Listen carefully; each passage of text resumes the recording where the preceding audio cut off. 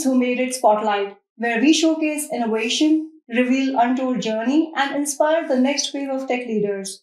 I'm your host, Sheetal Acharya, and today on the Spotlight, we have an inspiring leader, Richard Hanna, who is a visionary VP, C-level executive, and board member whose leadership spans technology, financial services, retail, energy, telecommunications, construction, and the nonprofit sector. He is currently the VP, Information Management and Technology, and CIO at Alberta Energy Regulator.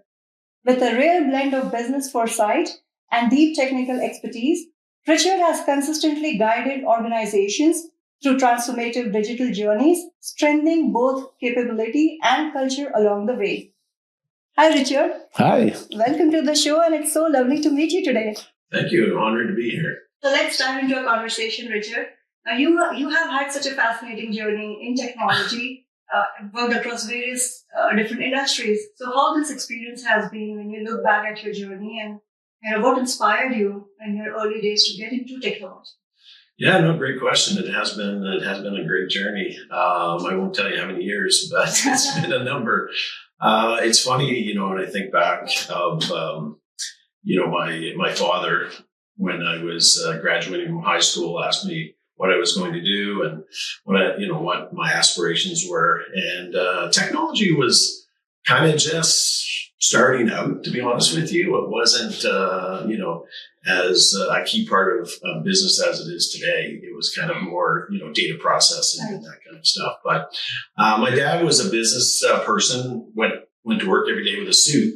Mm-hmm. And so, he was kind of, I wanted to be in business, and I helped him run one of his businesses at the end of, when I was a teenager. So I knew I wanted to be in business. But I also felt that I wanted to be in technology because I had taken some courses in high school. So my answer to my dad was, I really think if I took my love of business with my love of technology, I might be able to do something with that. And here we are 100 years later, and it's worked out well. Wonderful. So wearing suit and the technology, that's the perfect blend now. Just having, and so I've always had, a real interest in, financial accounting. In fact, that's what I wanted to be at first, was an accountant. But being able to understand how a business operates and have all those kind of skills to operate a business, I think is really key for someone that's in technology, because you think of, where we have been in the last, say, 20 years and obviously even more into the future, you really need to know what the technology does, right? How does it support the business objectives, and how does the business operate? What makes, what are their goals, and how do they make money? And I think it's really important for everybody, but definitely because I had that interest and I had that passion for business, it's kind of helped me with my career through my last many years. Fantastic.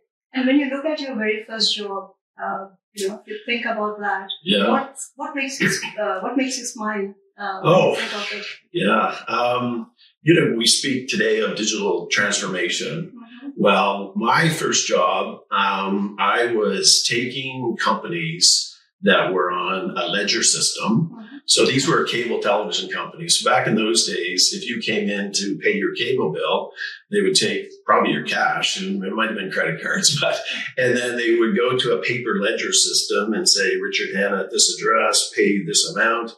And then, on the flip side, every month you had to put on the ledger system how much you were going to charge that customer for basic cable or whatever they may have. So I was hired to transform that into, a billings, an actual, IT billing system. So if you talk about digital transformation, I was on the bleeding edge of digital transformation, because I was, my first number of years was automating cable television companies that didn't have computers. Yeah. Exciting. Yeah.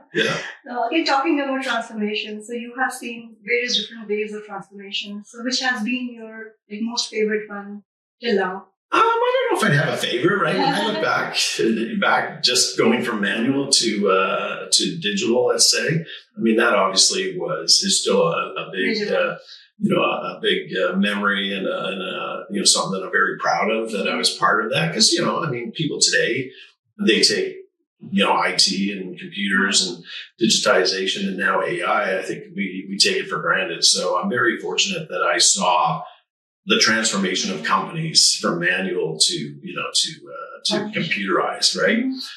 So that's definitely always a highlight.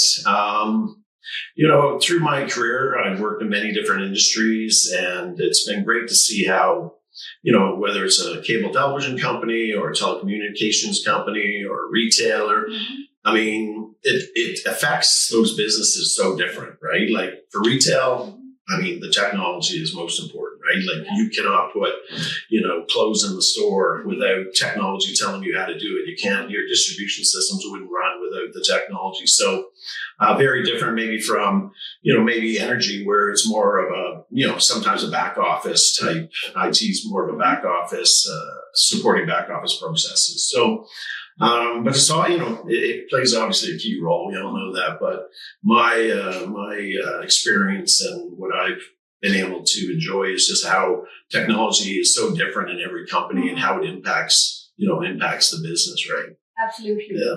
That's wonderful, and that's great to know your journey. Richard, talking about emerging technologies, talking about AI. So every organization these days is looking to, take advantage of AI, Gen AI, agentic AI. So what, according to you, based on your experience, you think the organizations are still missing, when they look at implementing AI? Right. Missing, I guess, I could use that word in this context. I think what's missing is, a fulsome plan as to why the organization is going to use AI. I feel there's a pressure from, CEO on down, and board on down to how we're using AI. There's it just seems like a lot of pressure to say we're using AI. So I think what's missing is, stepping back. And I like to say kind of the crawl, walk, run approach, right? So just, take it easy. But the most important thing is, what are we trying to accomplish? Because AI may not be right for every company, and it's obviously, it's not going to be right for every situation. So to use the word missing, I'd say, a fulsome plan and strategy for, why we're going to use AI, and that it's actually our investment in AI is actually going to have the results that we're looking for. Because you'll read today and listen today and podcasts and whatnot. A lot of companies are not realizing the benefits of the investments they're making in AI.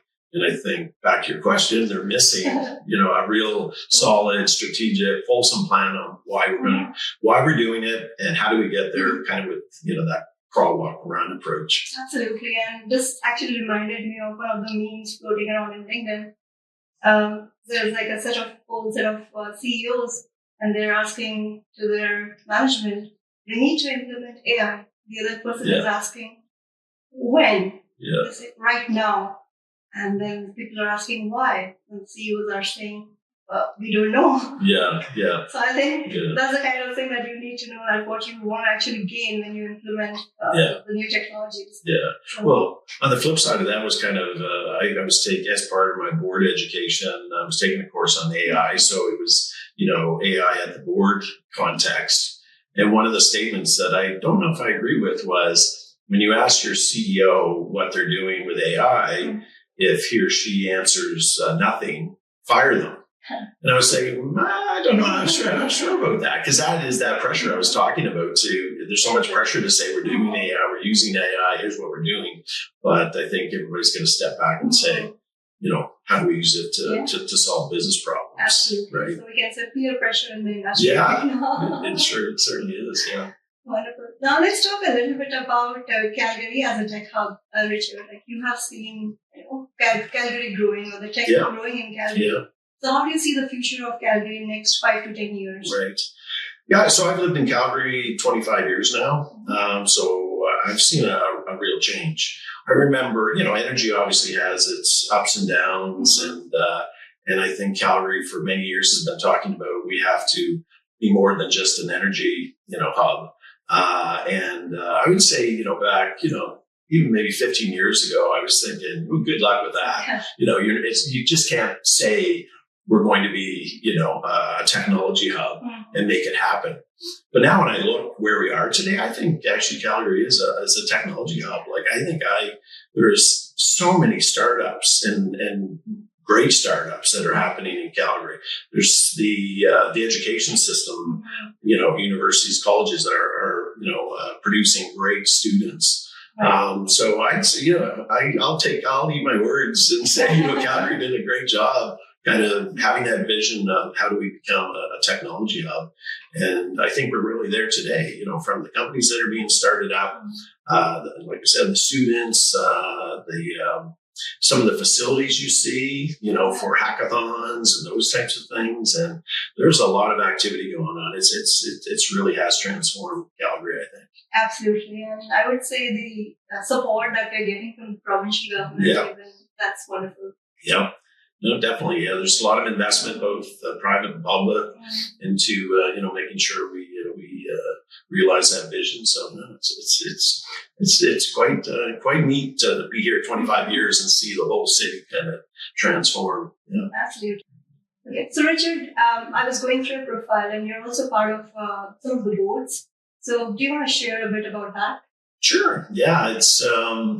My interest in board, I think, is, as your career progresses and you're thinking about retiring or non-retiring and what are you going to do next. And so I've always been interested in boards, kind of back to what we were talking about earlier, my interest in business and how business operates. So I think, when you've worked in various companies for multiple years, joining a board, whether it's a paid board or advisory board, which I'm part of, or a nonprofit board, you're giving back right to that organization, your experience, right? And I feel, and I think everybody on a board feels, they've seen so much and so many things have happened that they witnessed that when they're on a board advising management, it's, I think we can bring that experience. So yeah, I'm on one board that is paid, but I'm on 3 right now advisory boards that are, I'd say, medium to small businesses that are just looking for people that with experience like myself to help them grow their companies. So it's, it's great to be able to give back your experience, to companies that are just, kind of finding their way or trying to grow or whatever the case may be. But it's great. Absolutely. And that's wonderful, Richard, because a lot of companies, they look for guidance from people who have a kind of rich experience like you have across various industries and into tech. So definitely, that's wonderful to know. Yeah. So Richard, now let's go down the memory lane. Okay. Let's talk about your childhood memories, your fond memories when you were in school, when you were in your college days. Sure. About your parents, your family. Okay. As I mentioned, I've only been in Calgary 25 years, and I'm actually from East Coast. So I was born in Nova Scotia, youngest of 5. And grew up in New Brunswick. So my early school days, my college, my first diploma and degree were both in New Brunswick. I was in like I mentioned, my dad was a businessman, so I have fond memories of being the youngest of 5 and being picked on, but also being spoiled. I have a great memory, which I kind of think, go out every day that I remember so many things about my whole life. And in fact, maybe one day I thought I'd write a memoir probably just for my, kids and my grandkids or something like that. But, I have great memories growing up in New Brunswick. It's a different speed. And, but when I had the opportunity to move to Calgary 25 years ago, I jumped on that opportunity. So maybe education-wise, like I said, I got a college diploma, I got a university degree back in New Brunswick. I continued that on when I moved to Alberta. I got my MBA here, and then I got my ICD, my Institute of Corporate Directors here as well. So continuing education has been kind of part of my life.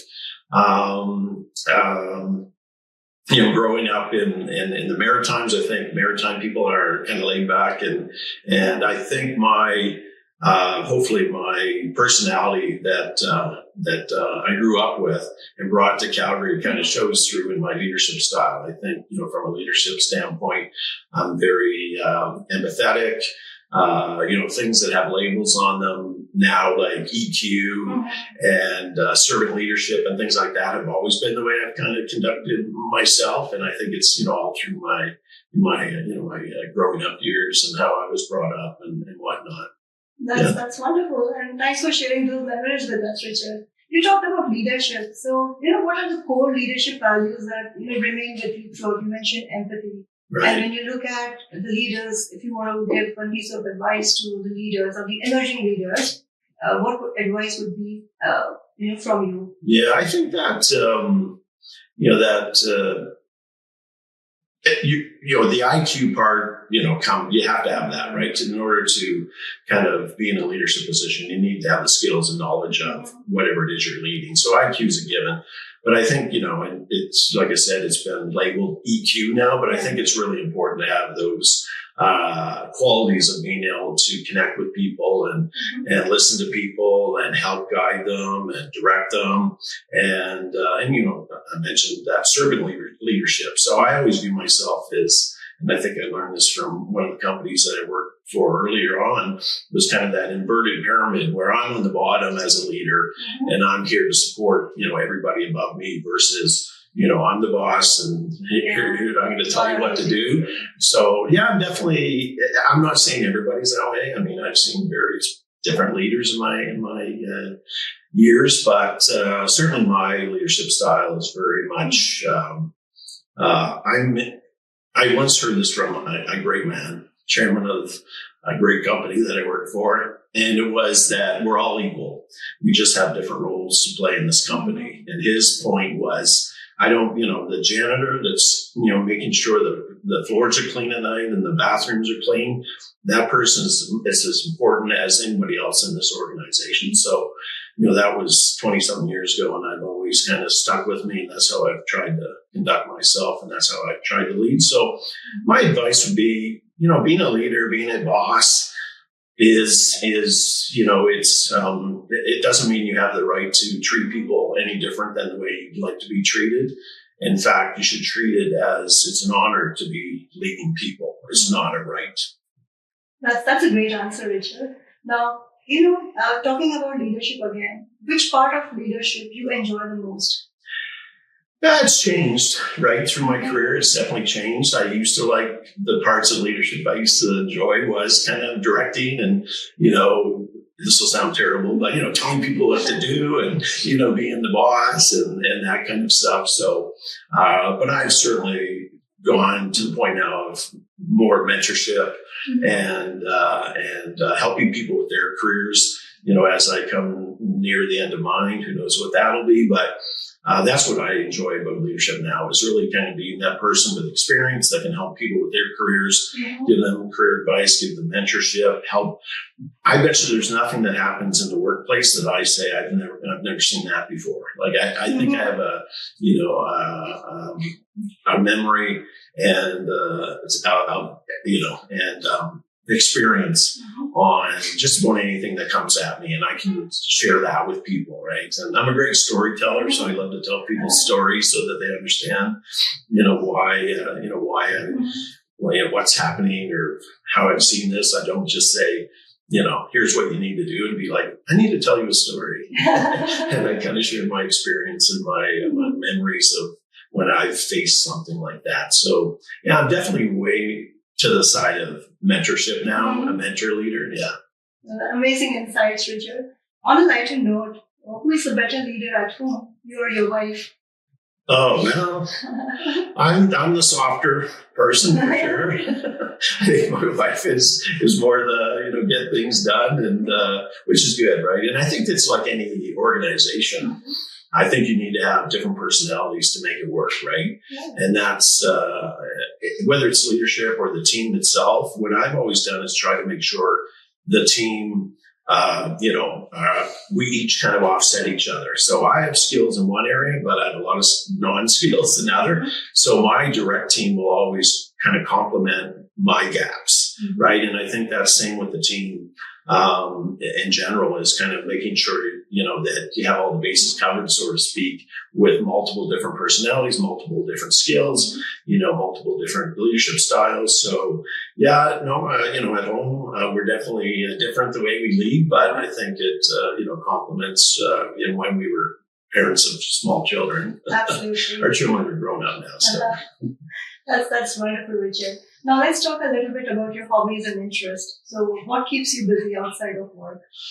Well, what keeps me busy outside of work? I love sports, so I don't play a lot of sports anymore, but I do keep an eye on sports and part of many kind of football pools and hockey pools and stuff like that. It makes you feel like you're a general manager of your own little team, so that keeps me engaged in those types of sports. Physically, I'm a big golfer. I've been an avid golfer since I can remember. I think my dad, I can remember when he first took me golfing, and I was probably about 6 years old. So, I still play a number of rounds of golf a year, and that is my passion outside of work, is definitely golf. I love everything about golf. I love practicing. I love playing it. I love talking about it. And it's such a social sport too, right? So I think it's a great sport. I like to read, maybe not as much as I used to. I find now I do much more reading on my phone, those quick, read a book in 30-minute type apps. And so I do kind of read that way, but I do pick up a nice old book every once in a while if it's a really interesting topic and read through the book. I love the news. I'm kind of a bit of a news junkie. So my morning starts, about 5:30, but I really don't start getting ready for work till about 7, because for about an hour and a half, I'm just, what's the current events? And I have the old style newspaper delivered to my house still. And then I do some things on my phone where I get news and current events and that type of stuff. So if I was breaking it down, my hobbies would be, news and current events, sports, and still a father to adult children, I guess. That's amazing, and it's really good to know, Richard. And thanks for sharing all those insights with us. And we're almost nearing end of our wonderful conversation. Okay. And we have a round in the end, which is the rapid fire round. Oh, okay. Sounds scary. It will be fun. So, are you ready for that? I sure am. Yeah. Okay. So, your first question. Favorite app on your phone right now? Oh, it would be one of my, I'd say Masterclass. Yeah. Okay. It's one of those in the morning where you can take a topic like leadership or something like that, and it'll run through about a week's worth of 15-minute little snippets. Yeah. Nice. Very constructive. Yeah. City you have loved visiting most? I love, it's funny, every time I visit a city, I always say, I could live here. But if I had to pick one, I love New York City. Okay. I do love New York City. I love the hustle and bustle and the craziness of 8 million people living on this small island. Okay, wonderful. Yeah. Next one. One superpower you wish you had. One superpower I wish I had. I would say, I was going to say hitting a golf ball 400 yards, but maybe I'll take that. Yeah, I wish I could hit a golf ball 400 yards. If you ever get that superpower. Okay, a hobby you wish you had more time for. Well, I could say golf, but I do spend a fair bit of time golfing. Maybe travel. Yeah. Yeah. I mean, that's a big hobby as well as travel. Like, we've been fortunate to see many parts of the world. That's one of the things that if I do think of post-work life would be, just continuing to see parts of the world. Like, I've seen so many parts of the world, so it's always amazing. Yeah. Any fond memories, that you have from any of your vacations? Oh, yeah. Japan's beautiful. Probably one of the best trips I've ever been on as a family was we did a cruise, a Baltic cruise. So I never used to like cruises, but when you do cruises I find in Europe and Asia, it's nice to wake up every morning with a different country and a different culture. Right. And when we did the Baltic cruise, it was prior to the current things going on in Russia. And so we got to actually go to Russia for a couple of days, along with Sweden, Finland, Germany, so that was probably the best vacation ever. Best business kind of trip I ever took was to India. And over, I think it was 6 days, I got to see Delhi, Chennai, Bangalore, and Agra. I got to see the Taj Mahal, and that was all kind of mixed in with a bunch of business. And got to golf at Bangalore, which is fun. Okay, that's wonderful. Coming to the next question. First gadget you ever owned? First gadget I ever owned. I loved kind of Hot Wheel cars, I guess, if that's a gadget. Like, I loved those little Hot Wheels where you set up a track and a jump and all that type of stuff. And so that was one. The other one I really loved was racetracks. So you could set up the racetrack, and then you'd have the little thing, you'd watch your car go around and crash and all that. Yeah. F1 thing. Right? Yeah, exactly. Okay, so the last question. Something on your bucket list. You know what? I get asked that quite often. I say I don't have a bucket list anymore. I've done probably everything I've ever wanted to do. I've accomplished probably everything I've ever wanted to accomplish. So I'm just enjoying life. I really could not look back and say I wish I would have done. Yeah. Intended. Yeah. Wonderful. And great answers, Richard. And thank you so much for being on our show today. It's lovely meeting you, lovely learning about your journey and all the insights. Truly humbled to meet you today. That was great. Thank you for having me. Thanks. Thank you.